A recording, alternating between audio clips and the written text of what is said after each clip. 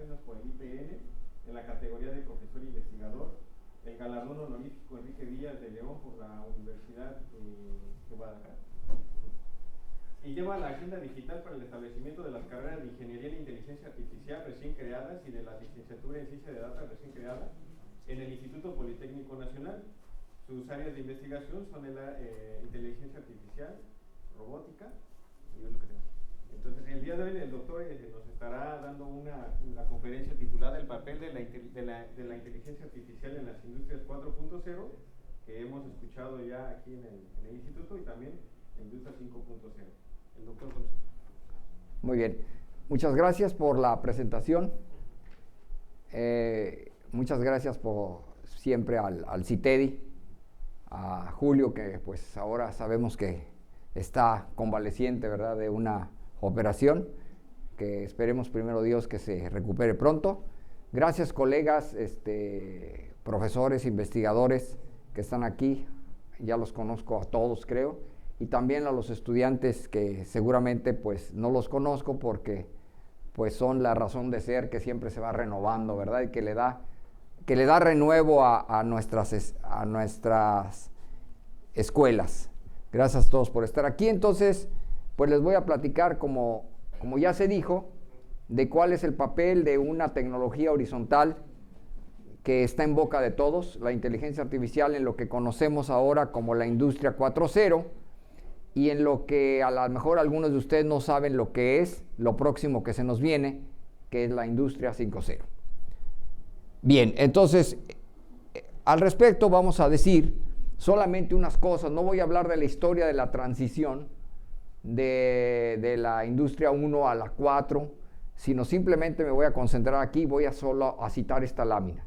Sabemos que la industria 4.0 no es más que la confluencia de un conjunto de tecnologías que ya están establecidas y que algunos de nosotros ya hemos escuchado o incluso las hemos utilizado, hemos trabajado en ellas. Ustedes ven ahí desde el Internet de las cosas, pasando por los grandes datos, la simulación y fabricación aditiva, los sistemas de integración horizontal y vertical, la ciberseguridad, como ustedes ven ahí. ¿Qué más vemos ahí? Vemos las cuestiones de realidad virtual aumentada, el cómputo en la nube y finalmente la robótica. Esos son 8 de los aspectos que cubren lo que es la industria 4.0. Por otro lado, la 5.0, que es la de la economía circular y de la cual voy a hablar más adelante, involucra o se caracteriza fuertemente por la interacción entre el hombre y la máquina para el desarrollo de satisfactores. Eso es lo que voy a decir por el momento, ¿vale? Las dos tienen algo en común y es la inteligencia artificial. Viene a ser uno de sus principales catalizadores y actores. Y vamos a ver en qué sentido influye en estas dos industrias. Entonces, para ver qué es esto, solamente para los que no sepan o para recordar, la inteligencia artificial, ¿qué sería? La podemos describir brevemente. Hay muchas maneras de hacerlo, pero una que a mí me gusta es esta. Es la ciencia, por un lado, porque genera conocimiento nuevo desde los años 50, y también es una ingeniería, en el sentido de que me permite aplicarla para resolver problemas y que tiene que ver con el diseño de máquinas que tienen un comportamiento inteligente y que son capaces de ¿qué? De dos cosas: de tomar decisiones apropiadas cuando hay circunstancias, como ustedes ven, inciertas. Si no hay incertidumbre en el problema, no es necesario hablar de inteligencia artificial. Y además pueden mejorar poco a poco su comportamiento con base en experiencia. Entonces, toda tecnología, toda metodología, método que tenga esas dos características puede caer actualmente en lo que sería la inteligencia artificial. ¿Dónde están sus orígenes? No me voy a remontar a los griegos, ¿verdad?, sino a lo más moderno que hay. Y sabemos que matemáticamente los primeros trabajos, aunque el término inteligencia artificial no existía, se remontan a los trabajos del matemático Alan Turing. Ahí tenemos las bases matemáticas y de pensamiento que nos llevan a lo que es la inteligencia artificial.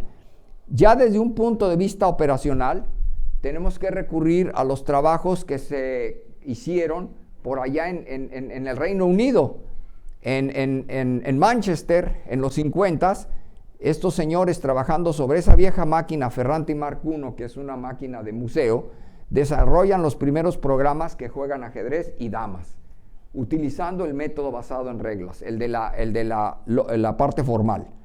Después el término es acuñado ahí en los 50 también, a mediados de los 50, en el 55, personas como estas, que ya perecieron todas,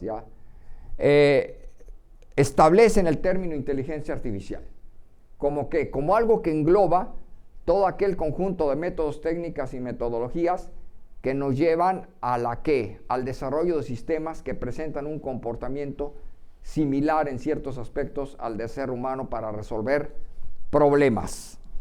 Ok. Como toda tecnología, esta presenta retos al momento de su implementación. En la parte teórica sabemos que hay una serie de retos, pero en la parte tecnológica hay otra serie de retos que tenemos que tomar en cuenta mucho. Y 3 son los siguientes. Tiene que ver con los datos y su volumen. Tiene que ver, número 2, con la parte multitarea que la inteligencia artificial tiene que desarrollar y con la parte del hardware, de la cual estábamos hablando en este momento. Voy a hablar 3 láminas de cada uno de ellos. El primero, sabemos que una inteligencia en lo general requiere de muchos datos. Por ejemplo, las últimas técnicas basadas en cómputo profundo para que puedan aprender, por ejemplo, una red neuronal convolucional, necesita de una multitud de ejemplos para poder realizar bien su tarea. Por ejemplo, detectar la presencia de un rostro. Si usted le muestran una sola imagen de un rostro a una inteligencia artificial, difícilmente lo va a hacer. Tienen que mostrarle multitud de ejemplos entre multitud de transformaciones. Si, por ejemplo, ustedes quieren hacer un diseñador, un juego, una inteligencia artificial que juegue al Go, necesitan enseñarle millones de partidas. No basta que le enseñen las reglas, que es lo que hace un ser humano. Un ser humano con el que le enseñen ustedes las reglas del ajedrez o las reglas del Go es más que suficiente. Entonces, esa es una parte. Entonces, ¿cuál es el reto? Diseñar algoritmos de inteligencia artificial que requieran muy pocos datos. ¿Sale? La segunda, está la parte multitarea. En esa hay inteligencias artificiales que son muy buenas, por ejemplo, para jugar ajedrez. Ya lo vemos, son capaces de vencer al campeón mundial, o lo mismo sucede con el Go, o con el saber manejar. Pero agarren ustedes esa misma inteligencia para que juegue bien al ajedrez y para que conduzca un auto, y van a ver que ya no es tan sencillo. Entonces ahí, ¿cuál es el reto? Que sean capaces de llevar a cabo multitareas, y para eso hay que proponer nuevas estrategias. Esa es una de las líneas actuales de acción en las cuales yo podré entonces diseñar una inteligencia artificial que cambie de una tarea a otra con facilidad, como lo hacemos los seres humanos. El otro tema que está ahí, que no lo mencioné, la parte de la explicabilidad, ¿verdad? Que la inteligencia artificial me diga a mí cómo resolvió ese problema. Ese es el otro, que es otra línea de acción. Y el tercero tiene que ver con esto.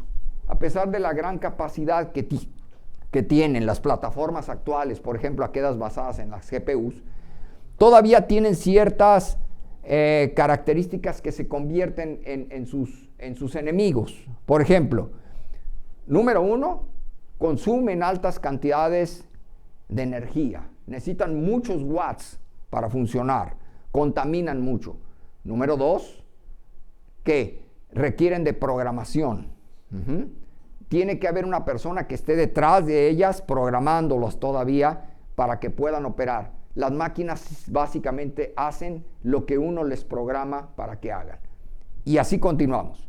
Entonces, tenemos que ir buscando nuevas alternativas de cómputo. Una de ellas, que ya sabemos que está a la puerta, es el cómputo cuántico. ¿Cuál es el problema del cómputo cuántico? Por ejemplo, en países como este. ¿Cuándo va a haber la primera computadora cuántica de escritorio aquí? Eso es de lo que tenemos que hablar. Podemos simular, ¿vale? Pero tener acceso a una computadora cuántica o desarrollar una computadora cuántica, eso le pertenece a las grandes empresas o a los grandes países, pero no a países como estos. En cambio, hay ciertas, por ejemplo, nosotros en México somos muy buenos para hacer electrónica. Entonces podemos hacer, por ejemplo, cómputo neuromórfico o cómputo óptico, que son estrategias más alcanzables para hacer cómputo de alto rendimiento, que además tiene una característica. Consume poca corriente, muy poca, un computador neuromórfico con unos cuantos milivolts va a funcionar, y además no requieren programación, ¿vale? Entonces debemos de ir buscando alternativas que nos permitan hacer inteligencia artificial de otro nivel. De eso voy a hablar más adelante. Vean lo que dice CNN, pero esto está enfocado ¿a quién? A los países muy desarrollados. La computadora cuántica y la inteligencia artificial son una solución para el futuro, sí, pero ¿en qué países? En los países que tengan la posibilidad de invertir en esto. En México sí podemos invertir en inteligencia artificial, pero a ver, CONACYT va a invertir en desarrollo de cómputo cuántico, pues se requiere muchísimo dinero para poderlo hacer. Entonces, esto sí es cierto, pero solamente para ciertos países. Ahorita vamos a ver quiénes son los países que pueden hacerlo. ¿Por qué ahora es el tiempo? Hace unos años, yo recuerdo cuando yo estudié, empecé a estudiar en el CINVESTAB, yo estudié control. Estudié en el departamento de ingeniería eléctrica, en lo que era entonces la sección de control automático. Y cuando yo terminé de estudiar, me contraté como profesor auxiliar y empecé a trabajar en inteligencia artificial ya en los 80s. Siempre me vieron como un parche, ¿verdad? No, pues está bien, como que promete, ¿verdad? Hasta ahí. Y siempre lo que yo hacía en imágenes y en todo eso se veía, pues se ve como que bien, ¿no? Pero ¿qué nos faltaba? Nos faltaba, entre otras cosas, el cómputo de alto rendimiento. Era uno de los ingredientes que nos faltaban los algoritmos. Entonces, les dije, yo le seguí apostando junto con otras personas. Yo hice mi doctorado en inteligencia artificial en la escuela francesa y así algunos de ustedes. Entonces, era una apuesta a largo plazo. ¿Por qué? Porque no estaban todavía todos los ingredientes, pero ahora nadie puede negar que los ingredientes para hacer esa buena sopa ya están aquí, ¿vale? Entonces, ¿por qué ahora es el tiempo de la IA? Bueno, número uno, porque ya sirve para muchas cosas, ¿sale? Ya puede impactar literalmente en cualquier área. Ahí menciono solo 5, pero si lo vemos más disperso, podemos ver que ya se aplica, hay muchas áreas de oportunidad. Ahí esa línea, ese listado no es exhaustivo. Pero ustedes denle. Yo estoy inscrito, por ejemplo, a un blog de noticias que recibo de todos los periódicos a nivel mundial, y cada 5 minutos recibo una noticia en donde la inteligencia artificial se usa. Y les voy a dar algunos ejemplos. ¿Ok? Vean ustedes. Este listado es el 1%, cuando mucho, de lo que yo puedo citar. Vean, ya robots que llevan cosas, por ejemplo, de los supermercados, los que usan gente como ellos, ¿verdad? Aquí están, estos, que es un robot que usa para llevar, por ejemplo, vean, el helado, el mismo robot para llevar la cena, el mismo robot que puede ser usado para llevar los burritos, digo, mientras no se los roben los estudiantes, es lo que dice ahí, ¿verdad? Pero luego puede suceder, ¿verdad? Son más inteligentes. Venga para acá el burro. Ajá. Pero también los ven ya como repartidores de pizzas, como repartidores de ciertos productos en el aire, y que involucran inteligencia artificial. Son robots que hacen eso. Los proyectos futuristas de Uber Eats, para repartir los alimentos, y estos simpáticos que nos sirven para llevar las maletas y que ustedes los pueden hablar, y como un perro van detrás de ustedes, ya en lugar de que anden acarreando la maleta, ya van detrás de ustedes hacia el aeropuerto. Esos son los transportadores y son algunos ejemplos. Están los que nos ayudan en las casas, por ejemplo, ¿verdad? Los robots de servicio, en donde empresas como Toyota piensa inundar los domicilios y los hospitales. Aquí tenemos un ejemplo. Aquí tenemos otros que van a ayudar, que están ayudando a la gente a caminar, aún en circunstancias tan difíciles como estas. Entonces vean, no es ciencia ficción, es una realidad que ya tenemos y por lo tanto, como país y como instituciones educativas debemos de ir hacia allá. ¿Cuál es el hoy? Lo que sabemos hay que transformarlo. Si lo que sabemos se queda en conocimiento, ya no sirve. Lo que sabemos, debemos transformarlo. Esa es la diferencia entre un país que sabe y un país que sabe hacer. Por ejemplo, no sé si conozcan la historia. Una vez hablando entre delegados, llegó un árabe diciendo, nosotros inventamos el álgebra. Muy bien, nosotros la usamos. Hay una diferencia en que tú hayas inventado algo y que otro la use. Porque ¿quién es el que gana el dinero al final? El uno, pues sí, mira, le damos, muy bien, usted la inventó. Pero ¿quién es el que gana el dinero? El que la sabe explotar y la sabe transformar. Entonces, esa es la diferencia. Aquí están los que ayudan en los hospitales.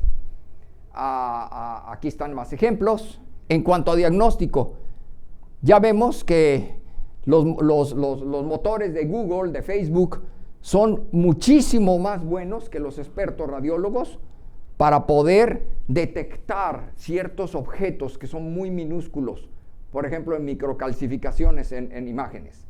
Aquí está un ejemplo que está asociado, es la misma noticia pero vista desde diferentes puntos de vista. O cómo pueden ser usados para la detección de cánceres. O cómo pueden mantener a una persona viva. Yo traigo uno de esos, yo soy un cyborg de nivel 1. Yo traigo una inteligencia artificial metida aquí, absorbida por mi cuerpo, que es un marcapasos de última generación. Que llego al médico el otro día y me dijo, usted le falta que le eche a andar este algoritmo de inteligencia artificial. El médico no sabe lo que hay detrás, pero él lo único que tiene que hacer es ¡pum! ¡Ay, hijo de la fregada! Chingado, ¿qué me hiciste, no? Lo sienten.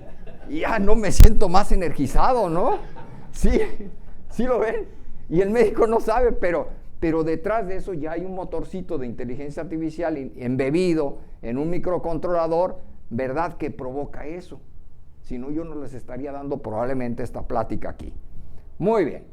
Entonces, también se usan en apps para poder detectar problemas en los ojos. ¿Qué más?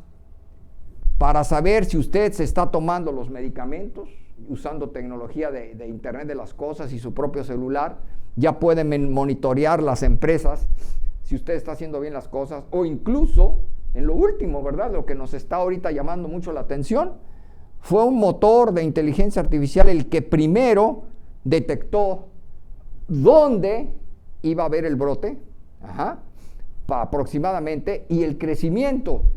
Y ahora vean, Alibaba ya crea una IA capaz de detectar el coronavirus con un 96% de precisión. Entonces, vean cómo en un problema tan fuerte que puede tener una incidencia y puede ser una calamidad para nuestro mundo, la inteligencia artificial puede coadyuvar para combatirla. Al menos decir dónde, cuándo, cómo. Ya se sabe, por ejemplo, que ya hay 2 versiones de coronavirus. Ya hay 2. Entonces, todo eso se hace con auxilio de técnicas de este tipo. O, por ejemplo, cosas tan chistosas como esto, ¿no? Seleccionar embrios con la más alta probabilidad de que puedan andar. O también en la detección de fallas en redes de computadoras y cómo parcharlas, cómo detectar noticias falsas. Ya sabemos que es un problema muy notorio hoy por hoy, pero también cómo generarlas. O sea, si queremos generar noticias falsas para engañar, ¿verdad? Y manipular, también lo podemos hacer. Otras cosas también muy interesantes, no sé si ustedes las empiezan a ver. Una de ellas es esta. Aquí está el primer libro generado por una inteligencia artificial, haciendo una búsqueda en un tema particular y generando un libro que ustedes pueden bajar gratuitamente de Springer. Es un experimento que hicieron Goethe Universität y Springer para generar un libro y que es coherente además. Bueno, pues ya se generan mangas. Acabo de recibir yo una manga generada, leyendo varias mangas y generando una manga original de caricaturas y sus dibujos y toda la cosa, Interesante. O sea, ya se ve que hay una cierta creatividad ahí para generar cosas a nivel. Y bueno, vemos que incide en ciertas áreas, como por ejemplo son los reporteros, en donde ya cuestiones como predicción del tiempo, predicciones en los deportes, en economía, ya los pueden hacer con inteligencia artificial. Por supuesto, si ustedes quieren hacer crítica a nivel político, pues eso es otro asunto, ¿no? Ajá. ¿Qué más? Lo vemos, pues, por ejemplo, en áreas como son la de la automotriz. Entonces, pues ya los ensayos para hacer estacionadores, todo lo que son hadas en auxiliares de navegación para puntos ciegos, estamos trabajando muchos en eso. Ya se nos va a graduar este mes un estudiante que hizo un hadas muy bonito de detección de puntos ciegos laterales y atrás, que el piloto no puede estar haciendo esto. La verdad. Vemos acá, pero imagínense que tenga que estar viendo todo, no. Entonces podemos tener hadas que estén protegiendo todos esos puntos ciegos y ayudarle a la persona que no choque. Ajá. Ya son realidad en ciertos estados que nos ayudan a esos puntos ciegos. Aquí están otros ejemplos. Más ejemplos. Ustedes lo van a ver por doquier. Por supuesto, los evitadores de atropellamiento que nos llevan hacia el nivel 5 de conducción automática tienen que funcionar muy bien. Hacia allá vamos. O aquellos que nos permiten navegar con buena seguridad ya en carreteras también ya están en desarrollo y a bastante buen nivel. Pero ya hay unos que funcionan completamente automático, como estos trailers, ¿verdad? Que llevan productos como la mantequilla. Durante 3 días ya pueden navegar de manera automática. Entonces ya no es ciencia ficción, ya es una realidad que tenemos aquí en nuestro país y detrás de eso hay inteligencia artificial. Ok, aquí están los prototipos que se supone que ya van a salir, los nuevos basureros, los nuevos autos, las líneas o los autos que ya están sacando en nivel 4 de navegación, las diferentes líneas, diferentes armadoras de carros, incluso algunas muy presumidas como esta, ¿verdad? De Rolls Royce, que ya no van a traer volante. Véanlo ustedes, ahí están. O estos otros, que ya se manejan con el iris y demás. O los grandes proyectos entre empresas como Waymo, ¿verdad? Que ya están sus camionetas que van a invadir poco a poco las ciudades. Estos nuevos, el que sigue se me hizo muy simpático. En grandes ciudades, las bicicletas autónomas. Entonces, fíjense, ahí hay una computadora. Esa computadora no puede ser una GPU. Se le acaba la pila de volada. Rápidamente se le acabaría la pila. Para que eso funcione necesitas un computador de muy poco consumo. ¿Qué computadora hay ahí? Un neuromórfico, que ya sería cómputo completamente electrónico, sin programación, con 3 milivolts de consumo. Entonces ahí hay un computadorcito que opera la bicicleta y la bicicleta no le pertenece a nadie. Esos son los proyectos en los cuales hay que apostarles. Pero hay otros muy simpáticos, como pueden ayudar a enriquecer los mapas, a jugar, ya vemos, este es clásico, y estos otros. Ya no hay límite, ustedes pueden estar jugando mejor que con un profesional del Texas Hold'em, por ejemplo. Ya hay bots de inteligencia artificial con los cuales uno puede jugar y que le puede estar bajando a uno el dinero sin ningún problema. Así es que hay que estar listos. O estos, miren, los aconsejadores, ¿verdad? Los vemos por doquier. Ya algunos coaches los están utilizando para ver a qué jugador contrato, o incluso qué jugada hacer con base en el historial. Haz esta jugada. Ah, caray. O sea, ya no es que estén reemplazando, sino que le dan un buen hint al coach para decir qué jugada hacer para poder ganar un partido, contratar. O los nuevos jueces que van a ver ustedes en las Olimpiadas. Ya no van a ser solamente jueces humanos, sino van a ser máquinas que van a juzgar la capacidad de ejecución de un deporte tan concreto como es la gimnasia. Que lo tienen que hacer con una precisión milimétrica, ¿verdad? No solamente en posición, sino en tiempo. Son cosas que vamos a ver en las próximas Olimpiadas. O incluso a ustedes les gusta el baile. Cada quien tenemos nuestra forma de bailar la salsa y la canción, ¿no? Ahí está bailando Humberto Sosa, ¿no? Entonces ya, fíjense, son cosas que pudieran sonar disparatadas, pero que son interesantes. O cómo aprender de cero a hacer cosas como esto, ¿no? Al jugar al Rubik. O miren estas otras proyectos. Cómo autorrepararse, que es un problema serio, ¿eh? Todavía las máquinas requieren mucho de las personas para poderlas reparar. Las máquinas en un futuro se dice que se van a empezar a autorreparar. Entonces aquí tienen dos grandes, miren, en donde se usan, por ejemplo, tendones metálicos líquidos, que se pueden utilizar para hacer reparaciones en las máquinas. Entonces no crean que ya es ciencia ficción. Y detrás de todo esto hay inteligencia artificial. O cosas simpáticas como esto, ¿no? Identificación y organización de todo el ego que hay en el mundo. Para los que les guste el ego. ¿Qué más? Pues los robots que están por doquier, ya haciendo diferentes tareas, no solo en casa, sino, por ejemplo, en los supermercados, o produciendo hamburguesas a una cierta cadencia. ¿O qué más? O pizzas. Ya vean nada más cuál es el efecto, ¿no? En la industria pizzera, pues ya las pizzas van a ser, son hechas con la misma calidad. Esa es la diferencia, que el ser humano tiene estas variaciones, la máquina es así. La desviación estándar que tiene con respecto a la realización de un producto es la misma, aunque yo prefiero comer una pizza hecha con las manos. Bueno, o repartir de manera óptima los productos, como son estos, ¿verdad? ¿Qué más? O que te preparan una bebida de acuerdo a tu estado de ánimo. Ven tu cara, ven cómo hablas. Mire, a usted le quedó un té de tila, ¿verdad?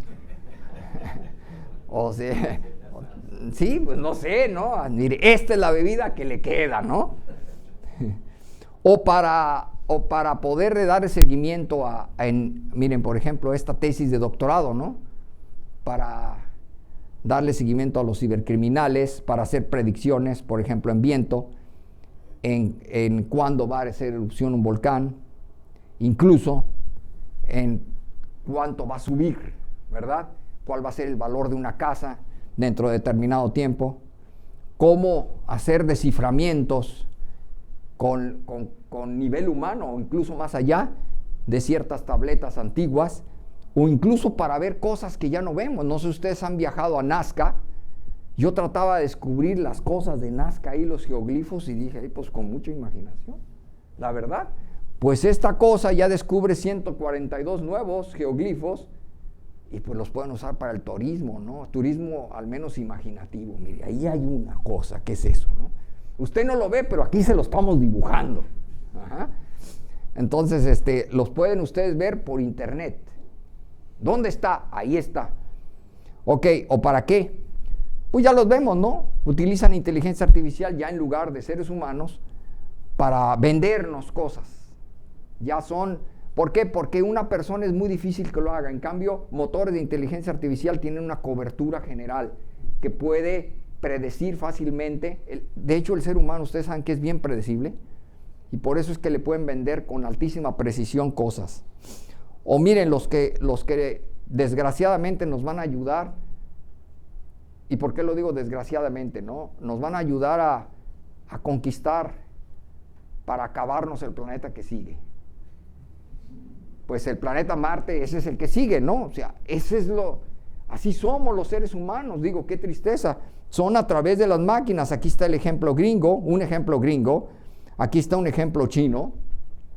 Todas las empresas le están apostando. ¿Por qué? Porque se va a acabar el petróleo aquí, se va a acabar el recurso natural aquí, y hay que ir al próximo planeta.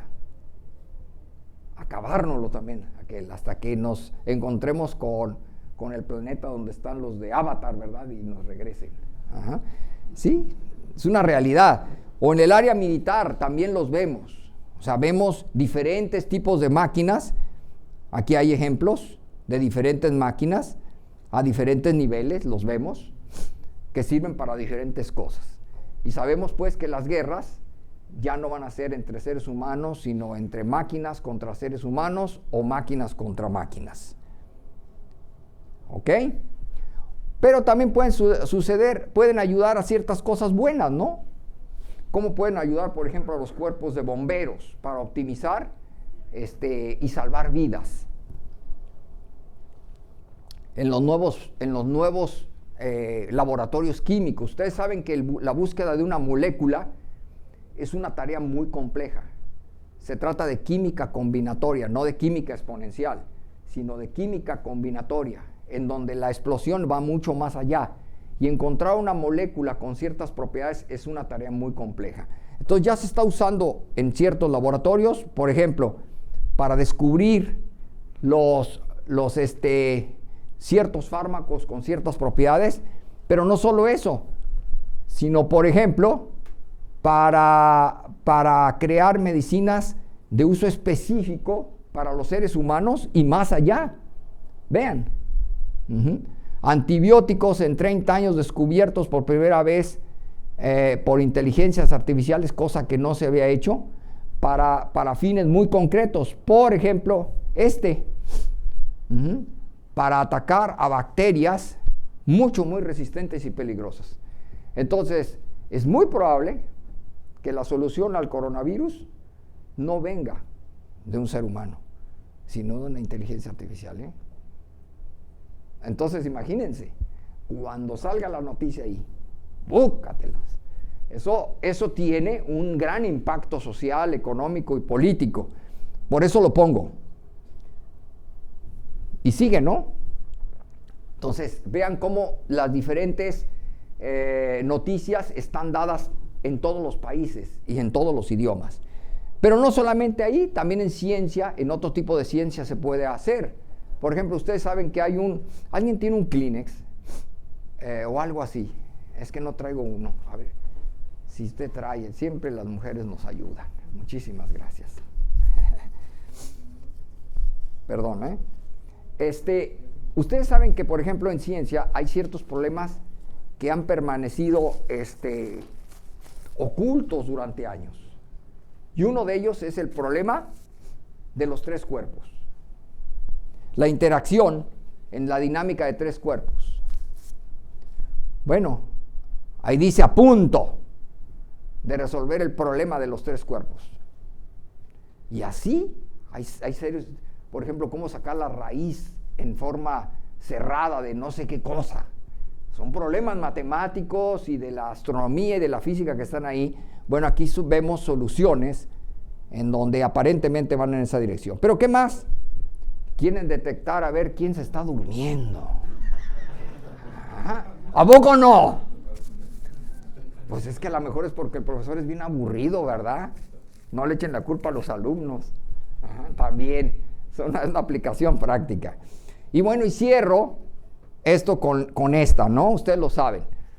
¿Cuándo concretamos o cuándo decimos que una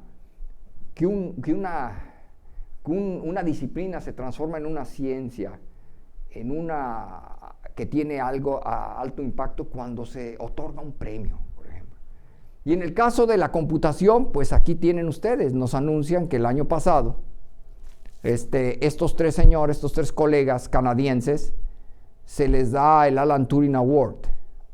¿Por qué? Por sus aportes a la inteligencia artificial, que empezaron en los 80s. Entonces, desde los 80s, 90s, 2000s, 30 años trabajando, aquí se concreta. Y cuando ustedes hablan con ellos, no, es una un deleite hablar con estas personas, ¿no? Por eso es que nosotros no nos equivocamos y a uno de ellos, si ustedes recuerdan, le otorgamos un doctorado honoris causa hace 3 años, aquí en nuestro instituto. Entonces fue una buena apuesta. ¿Por qué? Porque 2 años después a él le dan también el Alan Turing Award. Ok, ahora vamos a un punto y voy a justificarlo por qué. Ética en el uso de una tecnología. Ustedes saben que una tecnología, cuando la descubren, cuando la inventan, siempre es como una espada de 2 filos. Por ejemplo, cuando el ser humano se dio cuenta que una piedra podía servir para romper una nuez, porque si no al morderla se rompía los dientes, la nuez, con una piedra descubrió que ¡pac!, le pegaba, caray, se quebró la nuez y me puedo comer el contenido, ¿no? Pero la misma piedra me puede servir para romperle la cabeza a alguien, ¿no? Es una tecnología muy primitiva. Igual un cuchillo, ¿sí o no? Un cuchillo, antes de tener el cuchillo, ¿cómo le quitaba la piel a un animal? O como el Gollum, ¿no? ¿Cómo me como un pez? Pues a mordidas y crudo. O sea, el cuchillo me sirve para rebanar y para quitar piel. Es una tecnología de corto alcance. Una piedra, pues llega de aquí a allá, ¿no? Pero la inteligencia artificial no. Sabemos que la inteligencia artificial es una tecnología de largo alcance y además horizontal. Entonces no estamos hablando de lo mismo. Por lo tanto, voy a mencionar algunos ejemplos y después me voy a lo que ya se está haciendo. Cuando nosotros trabajamos y aprendemos a hacer inteligencia artificial, debemos de aprender o tomar en cuenta ciertos principios. El de usarla para beneficio de mi prójimo. Eso es bien importante. O sea, yo debo de pensar que el mismo conjunto de ecuaciones que me sirven para modelar la operación de una máquina, la puedo usar para bien o para mal. Entonces, ¿qué es lo que deberíamos hacer? Usarla para bien. Y por lo tanto, evitar esto. Tratar de evitar esto. Tratar de evitar construir máquinas que dañen a mi ser humano. Ahí interviene la ética. No la ética en la máquina, sino en la ética en el ser humano que la construye. Entonces, por ejemplo, aunque algunos países justifiquen sus acciones, esto está prohibido. Que sirvió para darle crank a Qasem Soleimani, ¿sí? Pero es un ser humano. Igual que Trump es un ser humano. Entonces, ¿es válido que ahora el gobierno iraní diga que da 80 millones por quien mate a... También es válido desde ese punto de vista, pero desde un punto de vista ético no es válido. ¿Por qué? Porque ambos son seres humanos, ¿vale? Entonces, esto no es válido desde un punto de vista ético. O se justifica, por ejemplo, el haber echado las bombas en Hiroshima y Nagasaki. No. Desde un punto de vista ético y humano no se justifica, porque son seres humanos.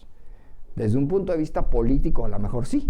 Entonces, Estados Unidos es el país menos ético. Rusia son de los países menos éticos que hay sobre la superficie de la Tierra. China es uno de los países menos éticos. Hay empresas que se dedican a diseñar máquinas que tienen inteligencia artificial para hacer ciertas cosas, por ejemplo, drones asesinos. Entonces, ojo con eso, estudiantes sobre todo, bueno, también profesores, ¿no? Porque nosotros les estamos enseñando a los estudiantes cómo usar las matemáticas para el bien o para el mal. Entonces, nosotros, ¿cuál es la recomendación que debemos de darle a los estudiantes? Esto que tú estás aprendiendo aquí, estos modos deslizantes y no sé qué, para el bien del ser humano. Acuérdense que todos, cuando nos titulamos, ¿qué hicimos? ¿Sí o no? Alguien nos leyó la cartilla, ¿verdad? Y hasta dijimos, ¿qué dijimos? A ver. ¿Ah? Sí, protesto. ¿Y qué me dijo el otro? Si así lo hiciere, que la sociedad, que la patria, ¿qué? Ajá. Se lo premie, se lo alabe, etc. Si no, que se lo demande. Entonces sí tenemos que tener cuidado con eso. ¿Por qué? Porque nosotros estamos adquiriendo mucho poder. No lo podemos usar, pues, ¿para qué? Manipular elecciones, ¿eh? Sí se puede. Vaya que se puede. Manipulando las redes sociales. ¿O para qué? O para contratar gente. Podemos usarlo como un aconsejador, pero no para que él tome una decisión. ¿Por qué? Porque el responsable delante de la sociedad sigo siendo yo. No le puedo echar la máquina al programa. Lo puedo usar para juzgar. ¿Bien? Ya en China se utilizan jueces robotizados. Hay tantos casos. A ver, ya, pongan una máquina ahí que le diga a ver cuántos años le da el bote. ¿Estamos preparados para ese tipo de cosas? Vean las implicaciones que eso tiene. Para que las máquinas empiecen a juzgar por sus actos a los seres humanos. Son preguntas que están haciendo. Cuando se invade la privacidad es otro asunto. Ya sabemos que hay redes de cámaras en ciertos países donde hay miles o millones, cientos de millones de cámaras instaladas, interconectadas, que pueden seguir a una persona en particular e invadir su privacidad hasta cuando va al baño. Imagínense. Entonces, por lo tanto, eso debemos de conocer, número uno, cuáles son las implicaciones. Actualmente estamos haciendo inteligencia artificial local. O sea, inteligencia artificial que sirve para una cosa. Pero en unos años vamos a estar transitando a lo que sería inteligencia artificial general o global, en donde una inteligencia artificial va a poder hacer de chile, de dulce y de manteca. Se va a volver como el tamalero, ¿verdad? Que de cómo lo quiere. Entonces va a poder hacer muchas cosas. La máquina va a poder razonar mejor. Va a poder entonces sí tomar posiblemente decisiones por sí misma. Entonces tenemos que conocer eso. Y número dos, debe de ser regulada. Entonces ustedes ven que ya en muchos lados las cuestiones de regulación en materia de inteligencia artificial se están dando. Por ejemplo, en las grandes empresas. Ya CEOs de grandes empresas como esta, él pide que se regule. ¿Verdad? ¿Por qué? Porque hay ciertas empresas que, guiadas por sus intereses mezquinos, que en este caso son económicos, construyen motores de inteligencia artificial que pueden dañar a las personas en sus intereses. Por ejemplo, el mínimo es la invasión de su privacidad. Por eso es que también los gobiernos, ¿verdad?, lo hacen y emergen de lugares como son la misma White House, ¿verdad?, para poderla regular. E incluso vean esta nota tan simpática. Hasta la misma iglesia está metida. Y vean cómo ahí está, mírenlo a la izquierda. The Roman Catholic Church joins up with IBM en Microsoft. O sea, para trabajar en la ética. Y a mí la que más me gustó es esta. A ver, ¿qué le dijo el tío Ben al hombre araña? ¿Se acuerdan? Hijo mío, ven aquí. Esa a mí me marcó. ¿Se acuerdan? Le dice, acuérdate que con gran poder viene responsabilidad. Y eso es una enseñanza para nosotros, ¿no? ¿Por qué? Porque lo que estamos haciendo a lo largo de nuestros estudios es adquirir poder, un cierto tipo de poder. No es que seamos, ¿verdad?, superhéroes ni eso, ¿no? Pero el conocimiento que estamos adquiriendo puede ser usado precisamente en esas dos direcciones. Entonces, tomemos en cuenta lo que nos dice el tío Ben. Ok. Por lo tanto, termino esta sección con esta parte. ¿Cuáles serían los principios para el desarrollo responsable de la IA. Bueno, los encuentran ahí. Esos son 10 principios que surgen en Montreal.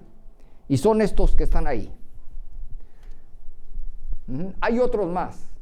Falta ahí el de, pero vean ustedes, está el del bienestar, el del respeto, ¿sale? El de la protección, el mantenimiento, el cumplimiento, el de la justicia y el de la equidad, el mantenimiento en la diversidad social y cultural, el de la prudencia, el de la responsabilidad y el desarrollo sustentable.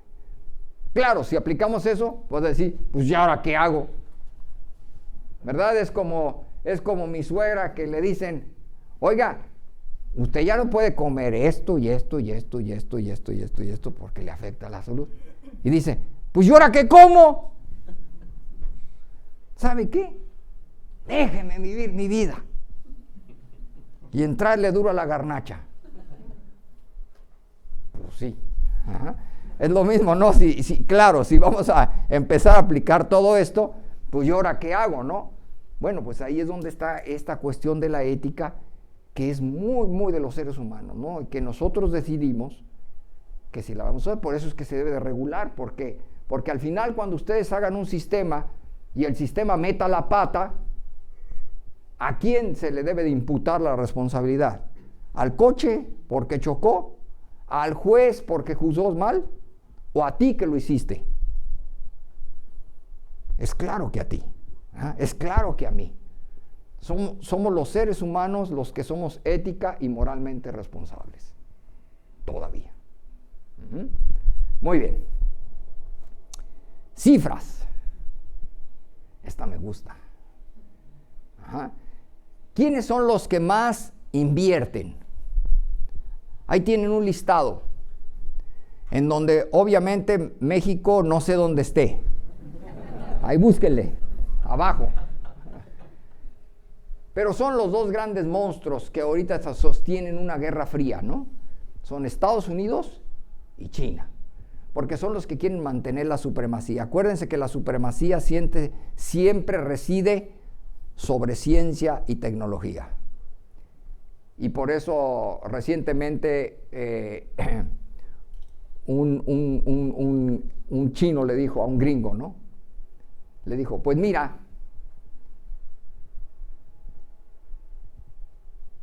si el petróleo, ¿verdad? Si los datos, le dijo, si los datos los consideramos como el petróleo de hoy, nosotros somos Arabia Saudita. ¿Cómo la ves? Así le dijo. Hijo de la canción, ¿sí? Entonces, ¿qué debemos de impulsar? Pues debemos impulsar el desarrollo de carreras, de programas de posgrado que le enseñen a la gente a manejar los datos, ¿verdad? Y para manejar datos se requieren de varias cosas. Una, de su adecuación. Dos, de las técnicas que me permiten procesarlos. Y tres, del poder de cómputo. Todo eso ya está. Solamente hay que enseñárselos, ¿verdad? Porque eso da pie a muchas cosas, buenas y malas.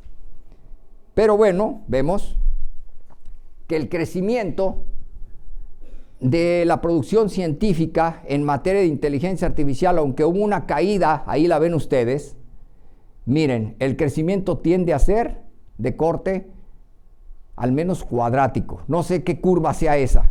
A partir del año 2013, que es cuando nace más o menos, cuando se empiezan a aplicar el deep learning, ¿sale? A partir de ahí, empieza a ser de corte entre cuadrático y exponencial. Sí. Porque acuérdate, y voy a hablar de eso, todas las tecnologías más o menos le pasa lo mismo que al año. Tienen una primavera, un verano, un otoño y un invierno. Todas, sin excepción. Hasta que no viene el nuevo cuate que inventa una nueva teoría que revoluciona.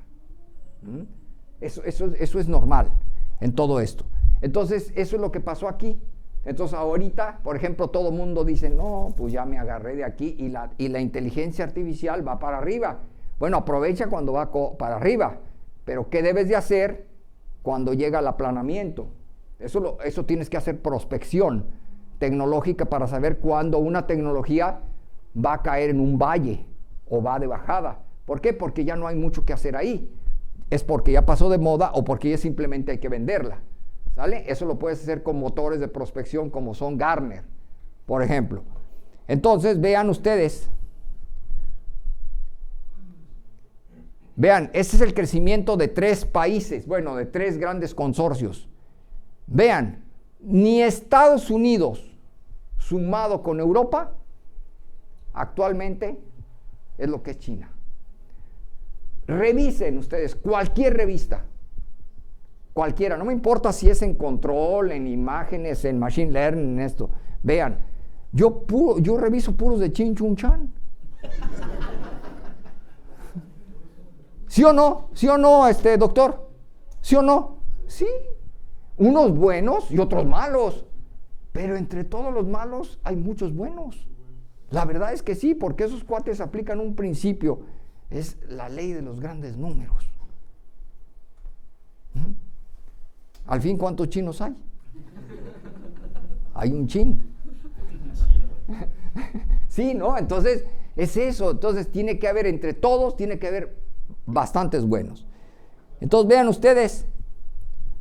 vean ustedes la inscripción a alumnos. Ahí está. ¿Quién quiere estudiar? Ahí tengo 3 ejemplos de universidades. Vean, el crecimiento de gente que quiere llevar cursos de inteligencia artificial y temas afines va creciendo más o menos de manera exponencial. Y luego vean esta, muy simpática. Vean cuál es el crecimiento de inversión. Estaba aplatanado, ¿no? Y vean. Y esta es la última, la última es porque no estaba completado, no está completo el 2019, pero si ustedes la completan, esa barra anaranjada ya se fue para arriba. Eso quiere decir que en este año eso tiende a subir casi el doble. Vean ustedes el tamaño de las barras. El crecimiento es casi exponencial. ¿Sí? Entonces vean nada más.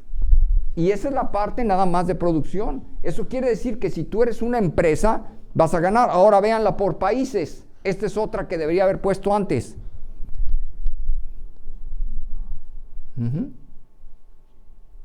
Eso es en cuanto a publicaciones.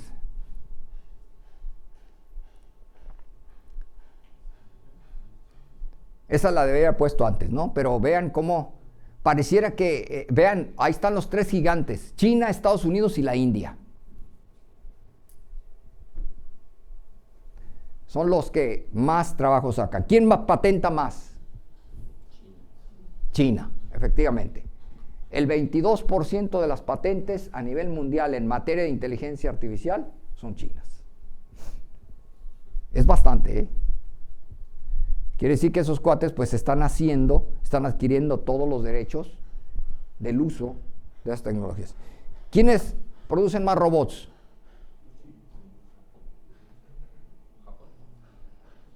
Les va a sorprender. Aquí sí no. Corea del Sur y Singapur. Ya no son los países grandes. Porque estos países pequeñitos han aprendido cosas después de la guerra. Muy interesantes. Y vean, ¿cuál es el número de pobladores que tiene Corea del Sur? Mucho menos que México, ¿eh? Y vean, ¿de qué tienen invadido el mundo? Televisores, celulares, autos y electrodomésticos. A ver, díganme, levante la mano, ¿quién tiene algo aquí coreano en su casa? O que lo trae manejando. ¿Yo? O en la bolsa, si ustedes traen un Samsung, un LG, o qué más. Sí, esos son coreanos, ¿Ya? Una pregunta, ¿esa producción tiene que ver con el diseño o es una...? Esa tiene que ver con el diseño. Ahora, tu pregunta es interesante porque ahora es, ¿quiénes usan? ¿Sale? ¿Quiénes usan? Por ejemplo, México, ¿en qué lugar está en uso de robots comprados? Comprados. en Latinoamérica. Vamos a ver, los 3 primeros lugares, ¿quiénes son? Ajá, y fíjense, estos cuates diseñan y usan, y aquí vean, ¿sí? Nosotros estamos en el puesto 30, pero son puros robots comprados. Eso marca la diferencia, ¿sí? O sea, nosotros les compramos los robots. Por ejemplo, lo que está haciéndose en Industria 4.0 y que vamos a Industria 5.0 son de robots cobots comprados. ¿Qué necesitamos hacer? Iniciar startups para producción de esos robots. O sea, que no se diga pues que estamos usando 33 robots por cada 10,000 empleados. Esos 33 robots, desgraciadamente, son adquiridos. Aquí el CITEDI pudiera contribuir, digo, mejor el Poli, ¿no? Para no echarle la culpa al CITEDI. Pues sí. Entonces, sí, no estamos tan mal, pero está bien, son así. Ahora, más para reflexionar. ¿Cómo me va a pegar? ¿Sale? A ver, tarde o temprano un algoritmo me reemplazará, porque al final, fíjense, al final, dentro de un robot, dentro de una computadora, lo que le da el valor a ese chunche es el algoritmo. ¿Estamos de acuerdo? Ustedes podrán tener el computador más sofisticado, pero si no está programado o no tiene un algoritmo adentro, de nada sirve, por más caro que sea. Entonces, lo que le da el valor es el algoritmo, es el programa, que todavía lo diseña el ser humano. Entonces, tarde o temprano, ¿el robot hará mi trabajo? Yo debo de preguntarme eso. Bueno, debemos de estar ciertos que se nos está viniendo una revolución. Sí. Y no es que la máquina vaya a llegar y te vaya a dar un patín en el trasero, ¿verdad? No es eso.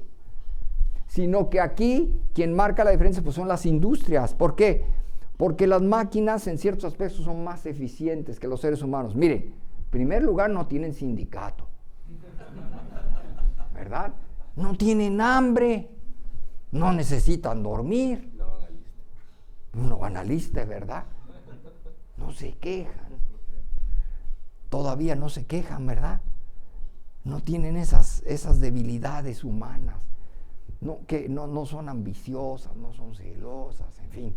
Entonces yo debo de saber cuándo empieza esto, cuándo se va a notar. Pues ya no nos falta poco, ¿eh? Dentro de 5 años. Así es que, be ready. Estemos listos porque en esos 10 años vamos a empezar a notar cambios fuertes. Vamos a ver que un montón de trabajos desaparecen, que de hecho ya está pasando, y otro montón de trabajos van a aparecer. Entonces, ¿qué es lo que debo de hacer yo? Ver cuáles son los trabajos que vienen, ¿ok? Ahí es donde debo de invertir, ahí es donde debo de estudiar. Porque si digo, no, pues voy a seguir estudiando la carrera de mi papá. Ajá, el oficio de mi mamá. Pues sí, será muy bonito, ¿verdad? Pero eso es lo que me conviene. Hay que ver, ¿no? Entonces, vamos a ver qué nos dicen las estadísticas. Bueno, vean. Yo no la inventé, ¿eh? Vean ustedes la transición. El año antepasado, ese era más o menos el porcentaje. Dentro de 2 años, vean que las cosas casi se igualan. Y para el 2025, ya en promedio las máquinas van a estar haciendo más trabajo que nosotros. Ahora, ¿qué trabajo? Para saber qué tan bien protegido estoy. Bueno, veamos qué nos dice, por ejemplo, el Universal. Es una que otra fuente, ¿eh? No sé si ustedes los consideren válidos, pero son fuentes de las cuales yo tomé la información. Bueno, nos dicen Banxico que advierte que el 68% de los mexicanos se dedica a labores con alta probabilidad de reemplazo. ¿Cuáles son las más reemplazables? Ahí están en anaranjado. Todo lo que tiene que ver con el agropecuario y el forestal. Y de ahí hacia abajo. ¿Vale? Ahora veamos ejemplos concretos.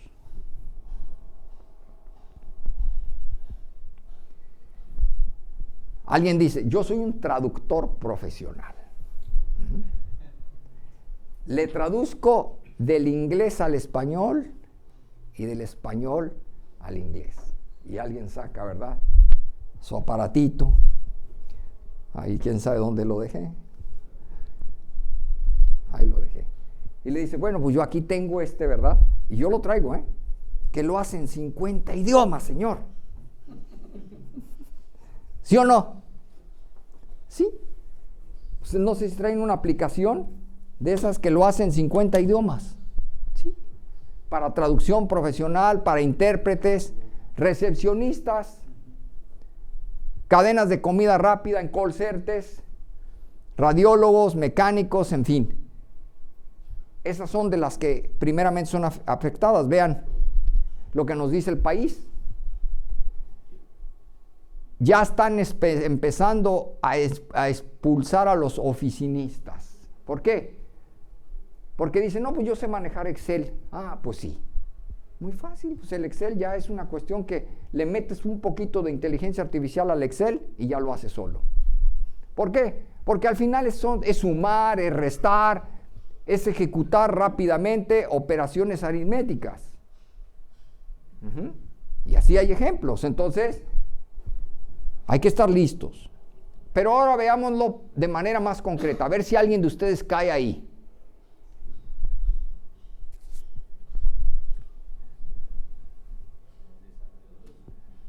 ¿Vean? Ja, ja, ja, ja. Ajá. Esas son las probabilidades ya calculadas en este momento de lo que puede estar pasando. Ahora, ¿quiénes son los más protegidos?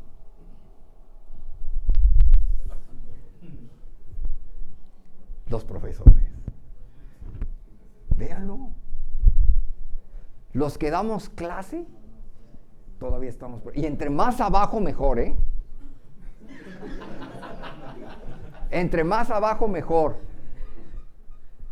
No es lo mismo dar una clase de primaria que dar una clase de posgrado.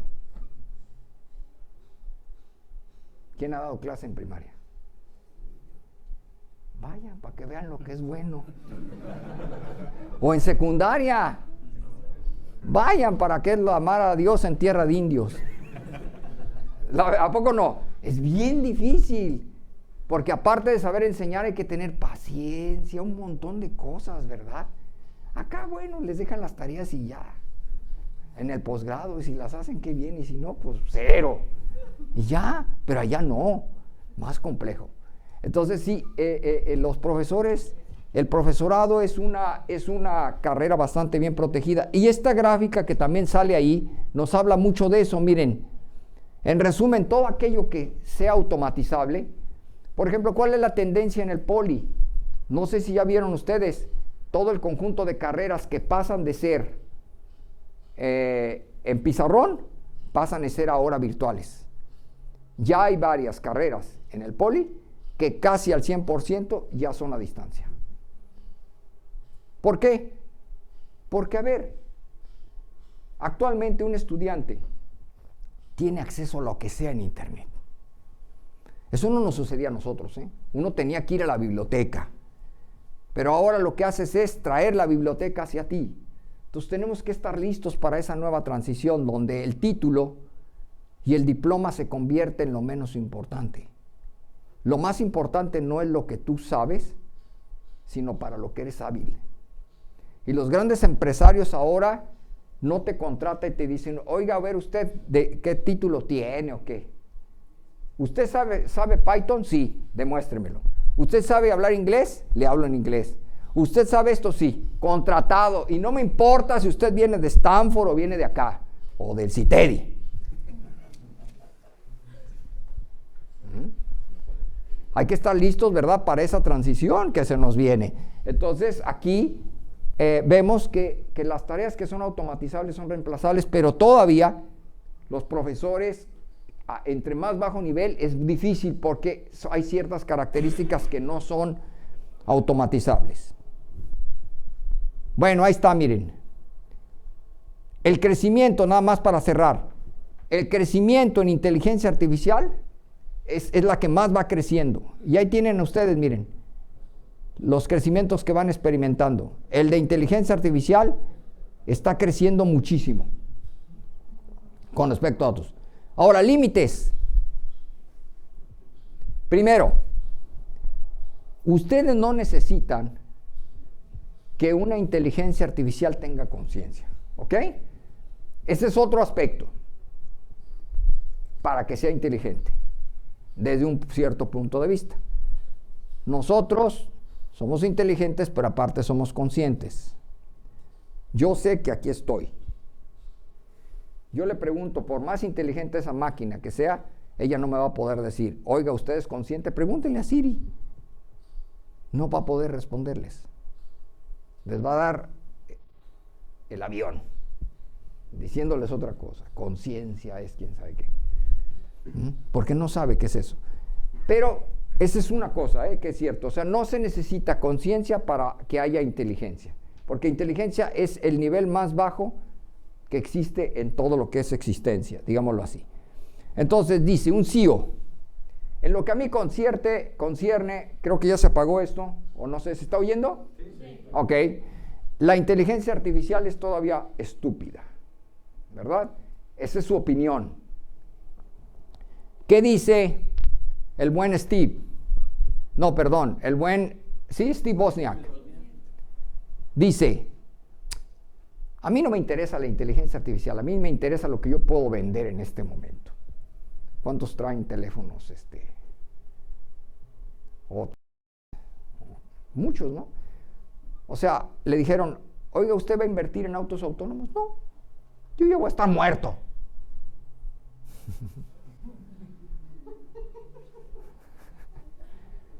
Gente pragmática, ¿no? Eso déjenselo a Zuckerberg, a esos cuates, ¿no? Sí, están jóvenes, ¿no? Él es pragmático, es de los tiempos de Jobs, ¿no? Entonces vean, ¿qué cosas todavía medio les cuestan problema? Eso. Llegan a suspender exámenes como estos. Pero, supuestamente en esta noticia, que no les hagan mucho caso, Facebook crea una inteligencia artificial que es capaz de resolver ecuaciones matemáticas complejas, de integrar y derivar. Eso ya en realidad, ¿verdad? Desde hace mucho tiempo. Pero yo lo tengo que poner, es mi obligación. Pero ¿qué sí es cierto? Esto. En problemas que tienen preguntas y respuestas, puesto que ya hay motores de lenguaje natural muy buenos, ya pueden pasar exámenes de 8º grado, de acuerdo al esquema americano. Bastante bien, ¿eh? Ya pueden pasar exámenes de ese tipo. ¿Qué más? ¿Qué sí es un impedimento? Cosas como esta.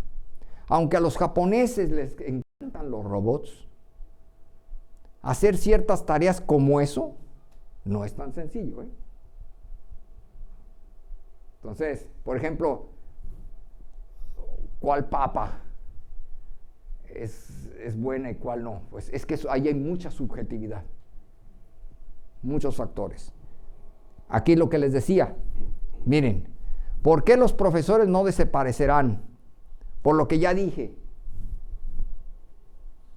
Todavía estamos bastante bien protegidos y la máquina, pues nomás, ¿cómo ha estado, profesor? Pásele. Ciertos problemas que cuestan trabajo. Imagínense, ¿a quién mato? ¿Al viejito o al niño? Pues es el ser humano el que lo programa. Mira, si te encuentras y ese lo ves más viejo, más ruco, échatelo. Pero que la máquina decida, ¿sale? Es un programa que ejecuta un algoritmo. Se acabó. Esas son todavía cuestiones humanas. Y algo que es una barbaridad es esto. ¿Verdad? Ninguna máquina puede pedir respeto e igualdad para el androide. Y menos puede cambiar al mundo con su filosofía.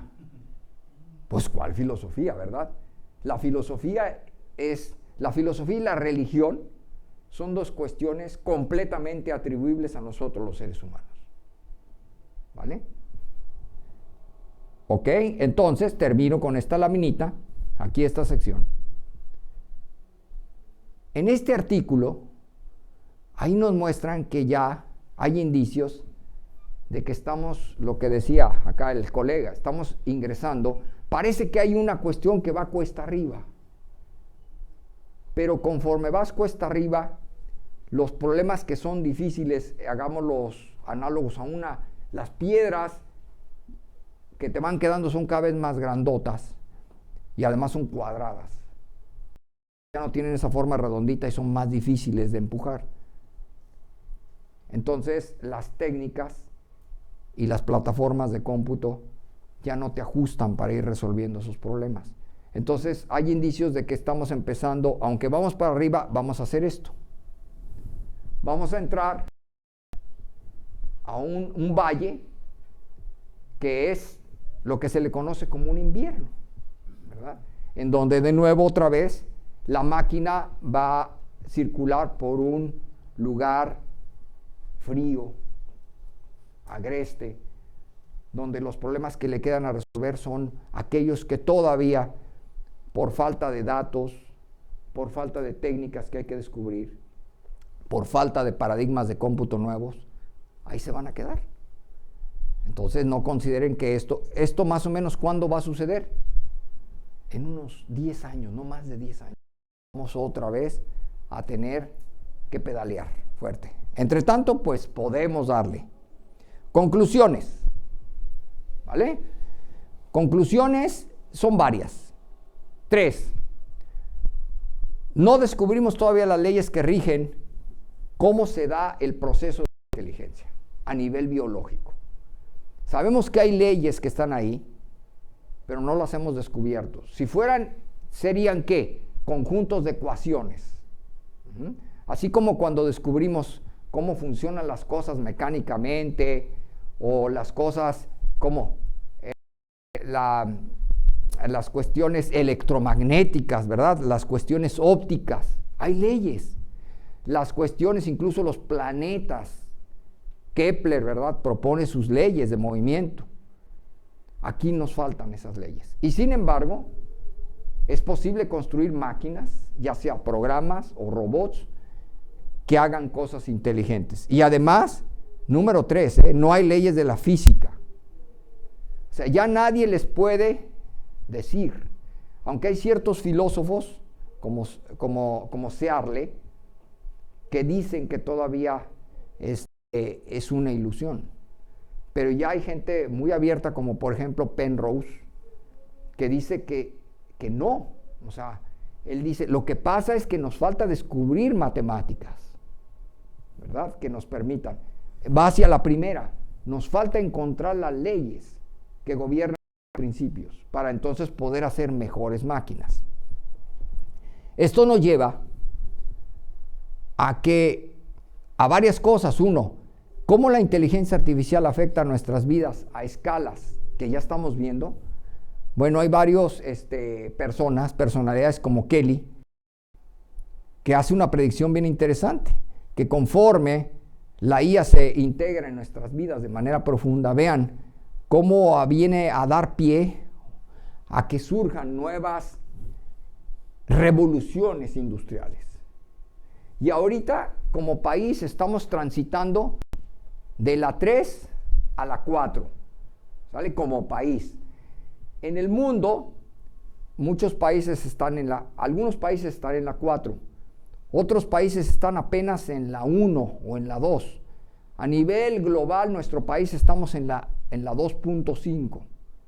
¿Por qué? Porque hay muchos estados, ciudades que ni siquiera tienen acceso a internet. De hecho, ustedes saben que hay un proyecto global que se llama Internet para Todos, que está impulsando la Secretaría de Comunicaciones y Transportes. ¿Eso qué quiere decir? Que hasta la persona más alejada en cualquier ciudad pequeñita de la Ciudad de México debería tener acceso a Internet. Eso no es cierto. Entonces estamos en 2.5. En ciertos lugares sí vamos transitando a la 4. Bueno, entonces, ¿de qué estamos hablando? De una economía circulante. Ahora sí voy a hablar de eso. Entonces ya dije que es la 4, que ya deberíamos de estar ahí como país. Para eso nos falta mucha inversión para estar en la 4. Pero lo que se nos viene y en qué están ya otros países, por ejemplo, los países nórdicos. Los países nórdicos están transitando ya hacia una economía circular que se caracteriza por lo siguiente. Y entonces van a ver, número 1, la inteligencia artificial, pero aumentada. Hijo de la canción, ¿y eso de qué se trata? Bueno, la inteligencia artificial aumentada es la potenciación de las capacidades humanas y al mismo tiempo la potenciación de las capacidades de la máquina. ¿Cómo? A través de una sinergia. En donde hay muchas opciones. Yo me hago un cyborg. Por ejemplo, adquiero una prótesis inteligente que me haga caminar, que me haga tener más fuerza, no lo sé. Estoy ciego y me pongo cámaras que me permitan ver. Hay muchos mecanismos. Lo que sí busco es cosas como esto. Voy a ver que la inteligencia artificial toma un rol protagónico en donde me permite desarrollar nuevos métodos de producción. Eso nos lleva a que en el Instituto Politécnico Nacional, estoy haciendo un poco de propaganda, pronto vamos a arrancar una nueva carrera que se llama Ingeniero en Nuevos Procesos de Producción. ¿Cuáles? Estos. Tenemos que preparar a nuestros estudiantes para lo que viene en 5 o 10 años. Esa es una carrera del futuro. ¿De qué estoy hablando? Estoy hablando de cosas como esto. Factura personalizada. Yo quiero una camisa, un saco, ¿verdad? Exactamente a mi medida. No me importa si estoy flaco, gordo, alto, chaparro, lo que ustedes quieran. Quiero que cuando me lo ponga, ¡tum!, que tenga tecnología nano, que sea inteligente, que lea mis variables y adquiera la forma, así como esos trajos de Iron Man o los que vemos en las películas. Hacia allá vamos, ¿verdad? Producción manufacturada, personalizada, en donde hay un despliegue de cobots, máquinas que interactúen con el ser humano, en donde se potencien sus capacidades. ¿Para qué? Para poder hacer las cosas cada vez mejor. Siempre habrá un empoderamiento humano. No podemos permitir que la máquina se vaya encima, sino sea el humano el que mantenga siempre el control. Pero si es economía, debe satisfacer cosas como esto. Debe de ser rápida, debe de ser de calidad y debe de ser con alto respeto al medio ambiente. ¿Y para qué cumple? El reto más importante es esto. Nuestros procesos de producción actual son lineales. Yo tengo un producto que empieza aquí y cuando termina aquí, ¿cómo termina? En la basura, o sea, termina contaminando. Eso es un hecho. ¿Qué es lo que necesito? Que este satisfactor yo lo pueda regresar aquí y lo pueda regresar de nuevo como otro satisfactor. ¿En qué se basa esto? Si ustedes se remontan al siglo XVIII, hubo una persona que se llamaba Antoine Lavoisier, 1785. ¿Qué es lo que dijo Antoine? Él dijo, y todos lo aprendimos en la escuela: señoras y señores, la materia no se crea ni se destruye, solo se transforma. Ahí está el secreto. ¿Y quién es el único en la Tierra que tiene esa capacidad? El ser humano. Porque el ser humano, ¿verdad? Aparte de todas las características que tiene, es creativo y es imaginativo. Entonces él tiene la capacidad para poder agarrar esa silla que en unos años va a contaminar o esta mesa o esta computadora, y si así lo quiere, ¿verdad? Con conocimiento, con sus capacidades y habilidades, puede agarrar ese producto y regresarlo a una línea de producción. Imagínense, eso sería un mundo autosustentable. Es el sueño guajiro, ¿no? Ahorita. Sí, es un sueño guajiro, pero que gracias a ese principio que fue establecido en el siglo XVIII, puede ser una realidad. ¿Por qué hacer esto?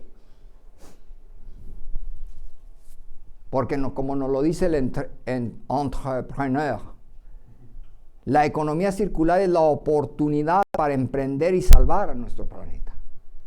O sea, todavía estamos en esa posibilidad. Antes que entremos en un ciclo sin retorno. Es como la persona, ¿verdad?, que atenta a sí misma de alguna manera y que le diagnostican un problema en el hígado. Ya no hay regreso, señor. Su hígado ya pasó a una cirrosis, le tenemos que dar antibióticos, le tenemos que dar cuestiones para el dolor, pero ya no hay regreso. O un cáncer, ¿verdad? Es lo mismo. Entonces nosotros somos agentes de cambio para poder precisamente contribuir a la salvación de nuestro planeta. Perdón que haga esto, pero lo tengo que hacer. Tengo la obligación de hacerlo porque yo soy parte del juego. Entonces, si se nos viene una singularidad tecnológica, la inteligencia artificial va a tener que ver. Pero la inteligencia es todavía una herramienta, es algo que el ser humano inventó. Debe de ser regulada, ¿vale? Porque hay que usarla con cautela, porque es poder y compromiso. Hay que leer bastante al respecto. Y no es necesariamente libros técnicos, sino libros de prospectiva, libros que nos hablan de lo que se nos está viniendo encima en cuestiones de inteligencia artificial y en cuestiones de economía circular, miren, como son la nanotecnología. Por eso es que otra carrera que vamos a echar a andar en el Poli es ingeniero nanotecnólogo. Se necesitan esas carreras que van a impulsar ese tipo de economías circulantes. Más, ¿por qué impulsarla? Bueno, ya es redundar, ¿no? Vean a las cifras. Porque ya en el año 2030 serán 16 billones de dólares la inversión. De hecho, va atrás. Vean los crecimientos. ¿Por qué? Porque el futuro de muchas industrias está ahí. O sea, la inteligencia artificial. ¿Por qué? Porque nos puede ayudar a resolver nuestros grandes problemas. El que ustedes quieran. Digo, no es una cuestión de facto, ¿verdad? Hay que hacerla. No es mágica, hay que hacerla. Nos puede ayudar a liberarnos de la dependencia tecnológica que tenemos, nos puede ayudar a tomar mejores decisiones. Por eso es que hace 2 semanas el Senado nos convocó a una reunión que se llamó un acercamiento a la inteligencia artificial, ¿verdad? Ahí estuvimos varios para decirles qué es la inteligencia artificial, cuáles son sus alcances, cuándo hay éticamente, y se genera un documento muy interesante que ellos van a emitir al público para que la gente se entere de qué se trata, porque nos puede ayudar a mejorar nuestra situación socioeconómica y vida. ¿Qué recomendaciones se dan? Miren, yo di varias recomendaciones y se las comunico. Hay que democratizar O sea, socializar la inteligencia artificial desde la niñez. Hay que poner en operación programas de formación de personal altamente calificado en IA y temas afines a nivel superior y posgrado. Hay que impulsar redes de centros de investigación. Busquen ustedes, no hay, que nos permitan resolver todos esos problemas que están ahí. El desarrollo de tecnologías coadyuvantes, como son el cómputo cuántico y el cómputo neuromórfico. Hay que diseñar y poner en operación leyes de regulación en materia de IA, ciencia de datos y demás. Esas son algunas cosas que ya estamos haciendo, algunas que ya se están haciendo y otras que se van a hacer. Esto lo vamos a hacer, por ejemplo, ¿cómo? A través de la red de inteligencia artificial y ciencia de datos del instituto. Vean, ahí está mencionada como primer punto. Estábamos esperando, ya fue aprobada, ya tenemos nuestra primera reunión de operación la semana que viene. Ya pusimos a andar las carreras de ingeniero en inteligencia artificial y ciencia de datos. ¿Qué sigue? Poner en operación los programas de posgrado. Ustedes van a decir, es más de lo mismo. No, señores, no es más de lo mismo. Son programas adecuados para darle el temple y el filo al machete que se requiere allá afuera. Asesoría y pues de grupos de investigación a nivel nacional. Hay que hacerlo viral. Hay que participar de manera continua en la organización de foros y eventos. Por ejemplo, yo este año organizo 3. Este año estoy organizando 3 eventos. No puedo más. Cada quien. Hay que escribir libros. Le decía aquí a mi colega Tapia, ¿no? Sí. Escribir libros en español. Sabemos que en inglés hay muchos, pero yo quiero preguntarles cuántos buenos libros en español hay en ciencia de datos. No hay. ¿Cuántos buenos libros hay en programación de GPUs? No hay. Hay que escribirlos. Hay muchas áreas de oportunidad y en el instituto se tienen todas esas áreas de oportunidad para escribir libros en español. Puesta en operación de plataformas educativas desde los niveles primarios. Búsquenlas, no las hay. Ustedes tienen que andar comprándole al Lego caro o a no sé quién. Mejor hagámoslas. ¿O qué no sabemos? ¿O qué no podemos? Más bien es porque no queremos. Ahorita paso ahí con las preguntas, perdone colega. Y finalmente, impartir pláticas, ¿verdad? Como esta. ¿Para qué? Para concientizar al gobierno, a la empresa, a la academia y a la sociedad de lo que se trata. Y además algo para ti, mi estimado. ¿Quieres que tu startup despegue? La clave, ay caray, está allí. Muchas gracias.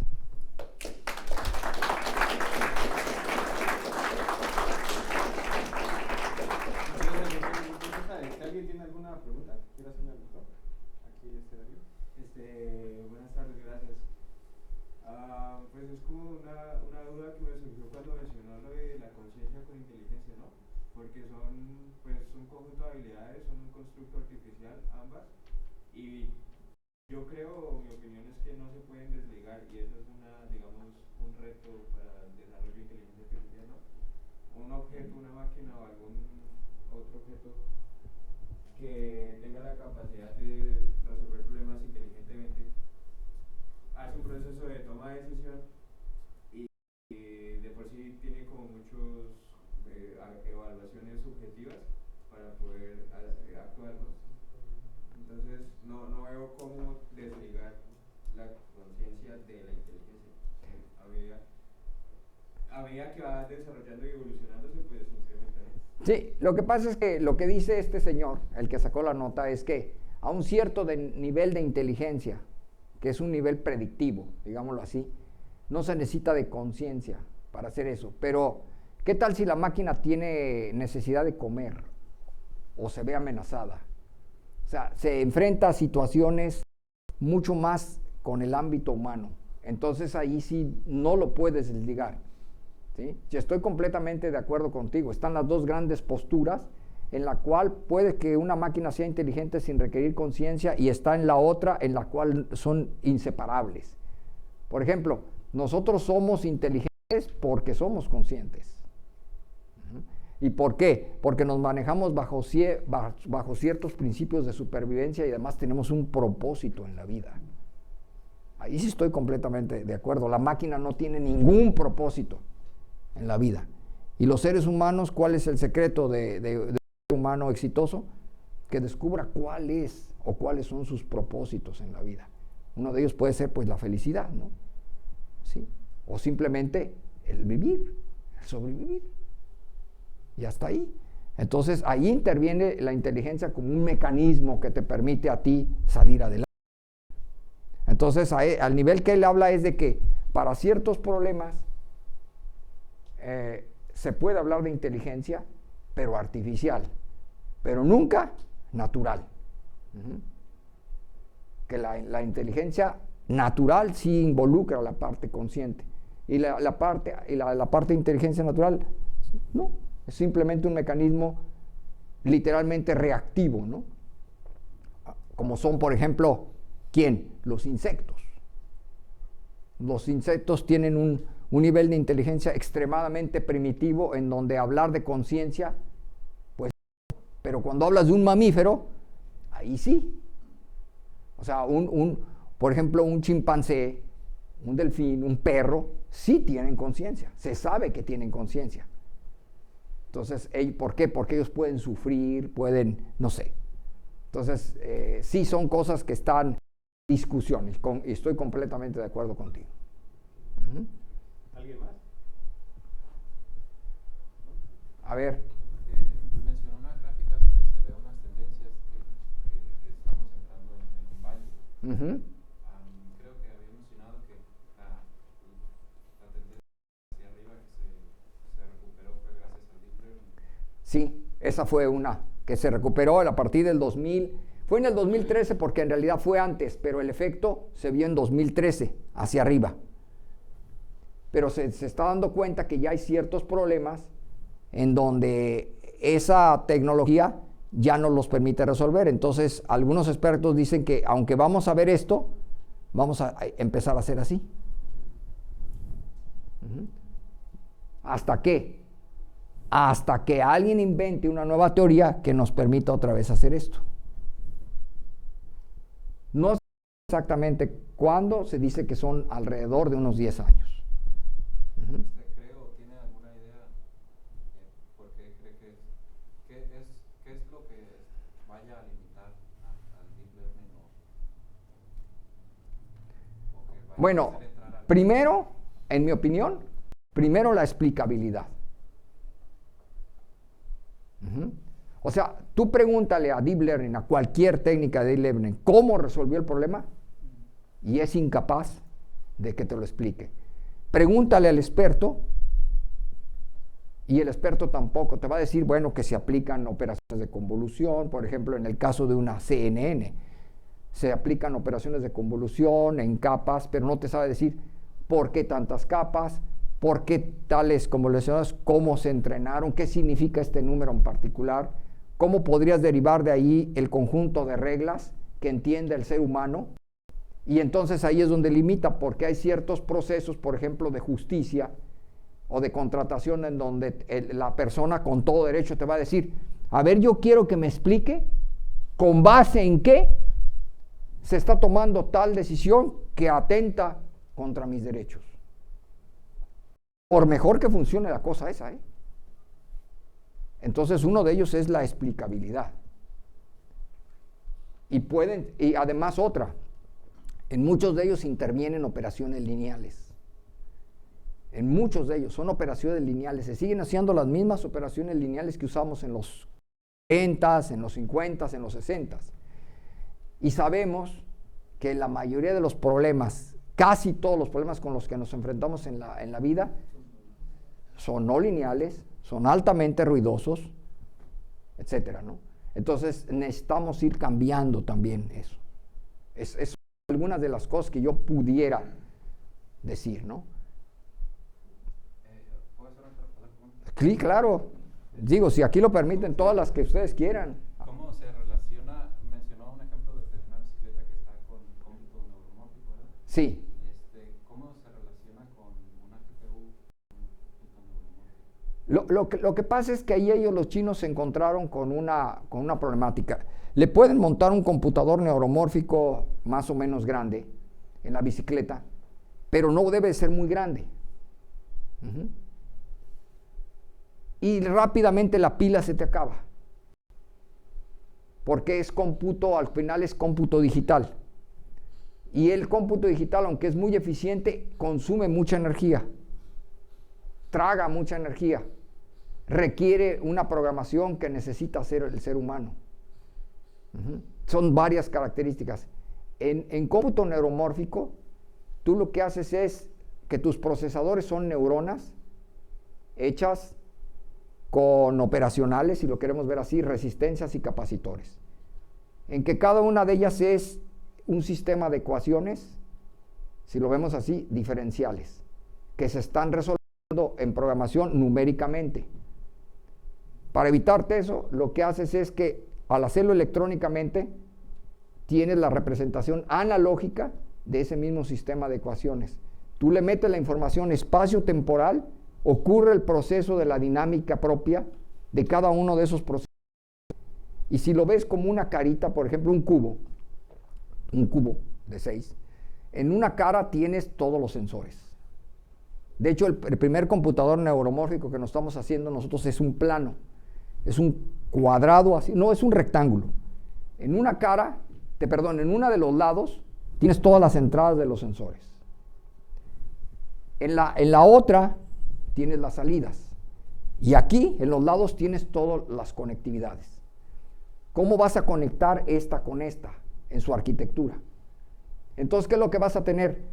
Circuitos que van a estar recibiendo información espacio-temporal y que por sí mismos ya tienen memoria y tienen una dinámica.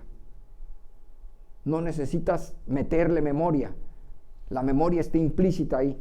Entonces, procesa la información a la velocidad de la circulación de los electrones y en el otro lado tienes la solución. Hiciste programación. Entonces ellos encontraron la manera de, con esos circuititos que ahora los están haciendo muchos, por ejemplo, vean el circuito que está haciendo Intel. Hay uno que tiene Intel de este tamaño, que tiene 8 millones de procesadores. Está en experimentación, todavía no lo venden. Es el procesador neuromórfico de Intel. Asimismo está haciendo uno IBM, son muy caros todavía, pero pareciera que es uno de las líneas de futuro del desarrollo de la inteligencia artificial, por lo que ya dije, porque es en tiempo real, es con bajo consumo energético y no requiere programación. Tú lo que haces es aquí, hiciste programación y ya lo más bajas los pesos. Si lo quieres decir, los pesos de los valores resistivos y capacitivos, y es todo. Ya no se está ejecutando un programa aquí. Tienes muchas ventajas, ¿no? ¿Se tiene alguna línea de investigación en este tema, doctor? Sí, en el Policy, en el SIG ya la tenemos. Se llama cómputo neuromórfico. Si ustedes lo ven en la curva de Gartner, la curva de Gartner es una curva que viene así, llega a una cima y luego baja y hace esto. Cuando estás aquí es que ya se está vendiendo. Cuando vas de bajada ya casi no hay que hacer nada, simplemente hay que producir cosas, ¿verdad? Y hay que venderlas. Pero cuando vas en la subida, entre más abajo está, más en pañales está. Por ejemplo, el cómputo cuántico va aquí, hacia arriba, pero el cómputo neuromórfico va aquí, abajo. Hay muchísimo que hacer ahí. Hay que saber mucho de física, mucho de electrónica, para llegar a hacer ese tipo de circuitería, ¿verdad? Especializada y que tiene muchísimas aplicaciones en el área médica, en el área de transporte, en el área de medio ambiente, en el área de seguridad. Sería un computador de propósito general con bajo consumo de energía, casi cero programación, ¿verdad? Tiempo real, tendría muchas ventajas. Entonces sí hay, nosotros estamos, ya tenemos un seminario semanal de investigación en eso y estamos dirigiendo ahorita 3 tesis de maestría, próximamente una tesis doctoral. Tenemos un proyecto en evaluación en CONACYT, en Ciencia de Frontera, solicitando apoyo por 28 millones de pesos. ¿Cuál es el producto que vamos a entregar al final? Un chip. Con poquitas neuronas, no importa. ¿Alguien más? Mi estimado Víctor. Bueno, felicitar por la plática, muy interesante. Gracias. En el país y en el instituto, ¿cómo están distribuidos los grupos, digamos, más relevantes de investigación en esta área? No sé si tienen... Sí, más o menos. Yo creo que sí. Tú dijiste la palabra. Estamos distribuidos. Ajá. Pero desconectados. O sea, un computador cobra su poder por 2 variables. Una, por el número de procesadores que tiene, pero más allá, por el nivel de interconexión que tiene. O sea, el cerebro con sus 86,000 millones de procesadores no serviría de nada si sus neuronas no estuvieran interconectadas. Entonces, lo que le da el poder y lo que hace que surjan procesos no contemplados, por ejemplo, el de la inteligencia, es eso. Es por el número de procesadores y por el nivel de interconectividad que tiene. Nuestro cerebro tiene un nivel de interconectividad de 10 a la 4 por elemento, pero a nivel global son 10 a la 15. O sea, eso es un numerote, ¿no? Son trillones. Entonces, imagínense, son procesadores sencillos, entre comillas, pero con un alto nivel de interconectividad. Entonces, aquí en el Politécnico estamos distribuidos así. Tenemos 1 aquí, 2 allá, y así. Pero nos conocemos. ¿Sabemos dónde estamos? ¿Sabemos qué estamos haciendo? Pues no.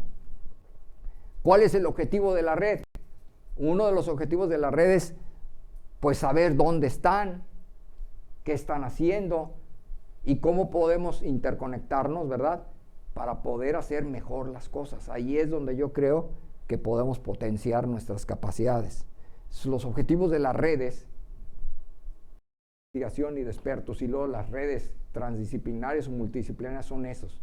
Nos ha costado mucho trabajo, ¿verdad? Mucho trabajo. Porque sabemos trabajar bien de manera individual, pero nos cuesta mucho trabajo, y no sé por qué, trabajar en forma grupal. Bueno, en parte es por los mecanismos de evaluación, ¿no? El mismo SNI fomenta el trabajo individual. Los mismos mecanismos, de alguna manera, de la CIP fomentan el trabajo individual. Deberían de fomentar muchísimo más el trabajo de grupo, bien organizado. Y aparte, pues también quitarnos nuestro propio ego, ¿verdad? De que yo soy el más fregón y que quién sabe qué.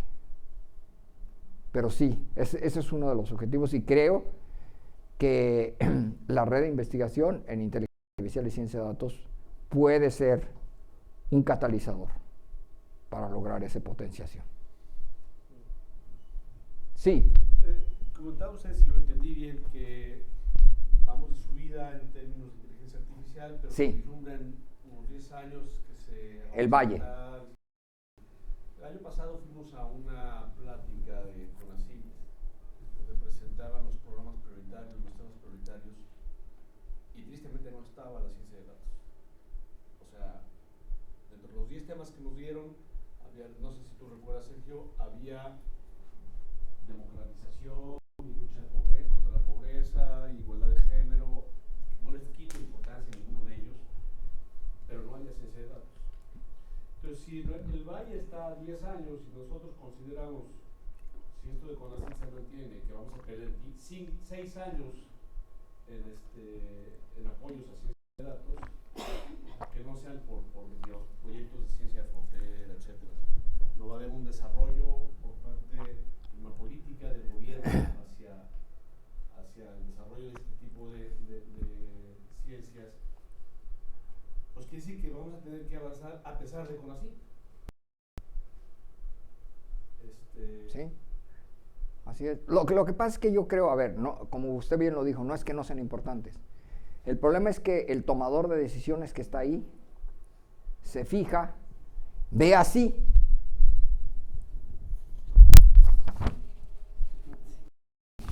Y no importa dónde vea, ve en un punto. Eso es lo primero. Y además eso que está viendo es lo que urge. Es lo que urge, porque urge la igualdad de género, pues sí. Urge atacar a la pobreza, pues también. Claro que urge. Fregados, ¿no? Como país, pues sí urge. Pero no estamos viendo hacia atrás, como que retirarnos un poquito en perspectiva y en retrospectiva para ver qué nos puede ayudar. Mientras que otros países sí lo están haciendo. O sea, ellos dicen, a ver, espérense, ¿se van a seguir muriendo las personas? Pues sí. Sí se van a morir, no lo podemos evitar. Ajá, pero a ver, retírense un poquito y vean, a ver quién está atrás que nos puede ayudar. Pues esas son cuestiones como la ciencia de datos, como la inteligencia artificial, como la biotecnología, como la nanotecnología, el cómputo cuántico, ahí están. Entonces, pues, como estamos bien, yo creo que es eso, el tomador de decisiones está presionado, ¿por qué? Porque tiene 6 años o 3 años para resolver un problema que no puede resolver. Esa es mi opinión, no lo puede resolver porque lo tiene que resolver. Tú tienes 3 años para resolverlo, es lo que se le dice al director general de aquí. O es lo que le fue al decir el director general a nuestro director. Usted tiene 3 años, Ah, no, pues sí. Pues es que los problemas no se resuelven en 3 años. Hay problemas que sí, ¿verdad? Pero la mayoría de los problemas no se resuelven en 3 años o en 6 años. Se resuelven a lo largo de generaciones. Eso es lo que han hecho, en mi opinión, y por eso han tenido éxito, países tan pequeños como Corea, o países tan visionarios como son los nórdicos, ¿verdad? Como Finlandia, como Suecia, como Noruega. Porque ellos sí tienen problemas, también tienen problemas, pero también han aprendido en retrospectiva para ver, yo ya me encuentro aquí, ahora qué necesito hacia atrás. Y si necesito impulsar, por ejemplo, el desarrollo de la ciencia de datos o de la inteligencia artificial, pues no lo voy a lograr ver eso mañana. O sea, no porque yo ponga una carrera, se me ocurra a mí la idea de poner una carrera de ingeniero en inteligencia artificial, por el hecho de decirlo así, mañana voy a tener a los ingenieros, ¿verdad que no? Pues no. Me tengo que esperar 4 o 5 años, no es magia. Entonces, eso es lo que hace falta, ¿no? Alguien tiene que estar haciendo esa prospectiva. No sé si no lo tengan ahí, o no lo alcancen a ver, o no lo quieran ver. Bueno, la plática estuvo muy interesante. Y hablando de prospectiva, quería saber si hay instituciones en el país donde nosotros podamos acercarnos para, pues, entender más este otro tema que es prospectiva y análisis de escenarios. Sí, sí las hay. Porque en lo personal he estado buscando ese tipo de instituciones o algo similar y no... A ver, en el mismo Instituto Politécnico las tenemos. Okay. ¿Y cómo podría... Está allá en la Ciudad de México, se llama Tecnópolis, bueno, ya le cambiaron de nombre. La UPDC, ahí están. Sí, ahí están. Ahora ya hay uno de las coordinaciones de ahí que se encarga de hacer pura prospectiva. Y ahí tienen todos los motores y se tiene acceso para decir, a ver, le pongo las palabras claves, hacia dónde va esto. ¿En el IPN con Tecnópolis? Bueno. Esta, se llama UPDC, es la unidad Politécnica. Y competitividad de desarrollo empresarial. Exacto, ahí está. Es todo ese complejo que está ahí junto al observatorio. Okay. Luis Enrique Erro, ¿sale? Y ahí uno puede ir y puede uno hacer prospectiva. O preguntar o cómo acercarnos, ¿no? Es que la verdad, sí tengo como conocimiento de perspectiva, pero realmente sé que las buenas personas pues son como todo un conjunto disciplinario para que puedas tener un análisis Sí. Es muy concreto de esa área.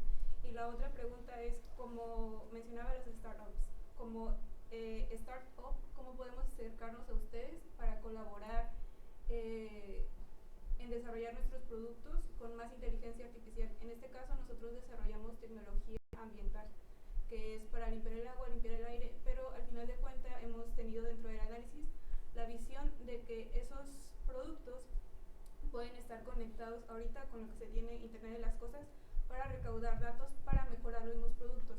Sin embargo, nosotros no tenemos la capacidad o la visión que instituciones como esta pueden tener. ¿Cómo nosotros nos podríamos acercar a ustedes para generar esa interacción? A dos niveles al menos. Una, con ellos, con UPDC, porque ellos son los que tienen el acceso a los motores de prospectiva para saber, por ejemplo, si yo ya tengo un desarrollo, puedo saber si lo puedo patentar, lo puedo proteger intelectualmente. Eso yo no lo puedo hacer, no es mi función, ¿sale? Eso lo hacen ellos, porque ellos tienen el acceso a los sistemas de consulta y tienen a los pocos expertos, hay que decirlo también, ¿no? Que tienen pocos expertos que les van a ayudar. Nos enfrentamos a un motor burocrático fuerte, eso sí es cierto, que nos dificulta, pero hay que estar ahí dando lata, ¿no? Y la otra es acercarse a los que en materia de un cierto área de conocimiento estamos. Si por ejemplo usted quiere saber algo de control, bueno, aquí mismo, ¿verdad? En CITEDE hay varios expertos que le pueden auxiliar a usted. Oiga, ¿qué puedo hacer? No, pues mire, use esta técnica de control, ya específica. ¿Por qué? Porque yo la he usado, la he publicado, no sé. O sea, hay dos niveles. Uno, a nivel del detalle, de qué técnicas utilizar para resolver un problema, y otro al nivel de la prospectiva, para saber si voy en el buen camino. Eso a veces el investigador no lo sabe, porque el investigador conoce muy bien el detalle, pero le falta esto. O sea, está en un pico, pero le falta la parte amplia de la panorámica. Eso lo sabe más bien un equipo de prospectiva, que no es un puntiagudo, pero le dice, va bien, mire, vaya para allá. ¿Sí? Yo creo que lo puede hacer a dos niveles. Queremos agradecer. Perdón, nada más. Sí, señor. Hay varias cosas que me gustaría platicar, pero nada más de este punto. Yo entiendo que hemos tenido muy buen apoyo de la UPDC, CITEDE, hemos tenido pues, personas que han venido, se han hecho trámites para patentar el producto, incluso sé que hay una comisión aquí interna, nada más nos falta tal vez un poquito de comunicación, pero sí hay manera de apoyar. Sí. En este caso. Yo creo que se puede brindar buen apoyo a empresa aquí. Sí, si gustas más información, puedes acercarte al doctor Estrada. El señor de azul. Pues queremos concluir la plática. Agradecemos a todos por su presencia y de manera muy especial agradecemos a la participación del doctor Humberto, voy a decir bien su nombre, Juan Humberto Sosa Azuela, por habernos presentado esta conferencia, el papel de la inteligencia artificial en la industria 4.0 y 5.0. Queremos ofrecerle a nivel centro un reconocimiento por haber impartido dicha plática en nuestras instalaciones y signa por motivos de ausencia del director, un servidor, doctor Sergio Jesús González Ambrí, subdirector académico, hoy 5 de marzo. Agradecemos mucho. Gracias. Gracias. Muchas gracias. No, al contrario.